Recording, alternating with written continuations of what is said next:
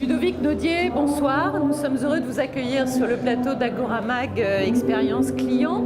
Vous êtes fondateur du prix élu service client de l'année, qui célèbre cette année son 12e anniversaire. Est-ce que vous pouvez identifier 2 ou 3 grands bouleversements que vous avez constatés justement durant cette période dans l'approche de la relation client ? Alors, en 12 ans, élu service client de l'année est arrivé à maturité avec 65% de taux de notoriété. Et pendant cette période, la relation client a été complètement bouleversée, mais elle a été bouleversée tant du côté des consommateurs que du côté des entreprises. On a d'abord, du côté des consommateurs, la multiplication des canaux de contact. Je veux consommer où je veux, quand je veux, au moment où je veux. L'impatience grandissante, l'instantanéité. Je veux une réponse immédiatement. Et puis, tout ce qui est avènement des réseaux sociaux. Je mets sur la place publique pour faire pression sur une marque. Du côté des entreprises, on a la prise en compte que la relation client, c'est finalement un vrai facteur de différenciation et de création de valeur. On a l'arrivée de la relation client dans les COMEX. Avant, la relation client était représentée par le marketing, par la communication, par la supply chain. Maintenant, non, on parle de l'expérience client et ça a sa place dans les COMEX. On a une relation client aussi qui est devenue, professionnelle. On a industrialisé les process, on les a outillés. Dans le monde de la relation client, des grands leaders sont français. Et donc, vous avez Webhelp, Téléperformance, par exemple. Et puis, on a surtout une relation client qui est transversale. Avant, on disait la relation client, c'est eux. Mais non, la relation client, ça concerne tout le monde dans une entreprise. Ça concerne la comptabilité, ça concerne la livraison, la supply chain, évidemment la relation client, mais même la conception du produit. On parle de relation client parce qu'il faut rendre la chose pratique, utile, facile d'utilisation et d'accès. D'accord. Alors, qu'est-ce que le prix élu service client de l'année apporte aux lauréats ? Est-ce qu'il n'y a pas quand même un petit peu un risque de se dire, bon bah voilà, maintenant je l'ai eu, je m'endors sur mes lauriers ?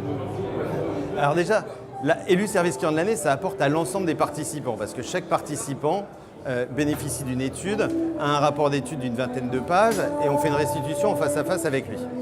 Après, quand on est lauréat, c'est une super nouvelle, mais c'est surtout plein d'attentes derrière et des collaborateurs et des clients. Nous, pendant la période, donc le lauréat, pendant 11 mois, il a le droit d'utiliser la marque élu service client de l'année. Nous, on est un peu des médiateurs. Les consommateurs viennent nous voir en nous disant telle marque s'est bien comportée, telle marque, je ne suis pas complètement d'accord avec cette décision. Et puis nous, à ce moment-là, on intervient auprès de la marque. L'idée, c'est pas de se dire le consommateur a toujours raison, mais est-ce que la situation a été réglée justement ? Est-ce qu'elle est conforme aux conditions générales ?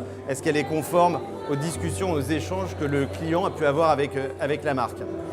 Et élu service client de l'année, les participants vous le diront, c'est toute l'année. C'est-à-dire, on ne décrète pas d'être client-centrique juste 2 mois dans l'année. Pour arriver à ce résultat, c'est des mois, voire des années de travail. Et puis ça se maintient dans la durée. Et on le voit aussi dans les résultats des entreprises. Si vous êtes lauréat 2, 3, 4 fois consécutives, en général, vous êtes une entreprise qui surperforme son marché. Et alors vous, justement, qu'est-ce que vous attendez, vous en tant qu'organisateur, qu'est-ce que vous attendez des lauréats pour qu'ils fassent vivre ce prix ? Alors faire vivre ce prix, ça appartient à l'organisateur. Donc à nous, à élu service client de l'année. On n'impose rien aux lauréats à part de communiquer de manière lisible, objective, sincère auprès des clients sur le prix. Par contre, les entreprises s'approprient le prix et elles le font vivre sans qu'on leur demande. C'est-à-dire que les collaborateurs mettent en place des challenges, revendiquent. On a déjà entendu des collaborateurs dire « mais non, vous ne pouvez pas dire ça de mon entreprise, on a été élu service client de l'année ». Ou à l'inverse, des clients dire « quand même, pour une entreprise élue service client de l'année, vous pourriez faire un petit effort ». On voit de plus en plus de personnes qui le mettent par exemple sur leur CV. C'est aussi une carte de visite de dire « j'ai pu être élu service client de l'année ». Et puis, en 12 ans, on a vu les entreprises énormément s'en servir en télévision. Par exemple, cette année, il y a 11 entreprises qui font des campagnes de publicité avec élu service client de l'année. C'est aussi parce que c'est un facteur de différenciation, mais c'est exigeant. Et on ne peut pas dire à ses collaborateurs l'année prochaine, on n'y retourne pas. Non, évidemment, l'année prochaine, on va y aller et on va faire encore mieux. D'accord. Alors, quand est-ce que vous nous donnez rendez-vous là ? Alors, rendez-vous pour cette 12e édition, ça va se passer ici même au pavillon d'Ermenonville. Ce sera le jeudi 18 octobre et on devrait être à peu près 1000 pour découvrir les lauréats. Merci.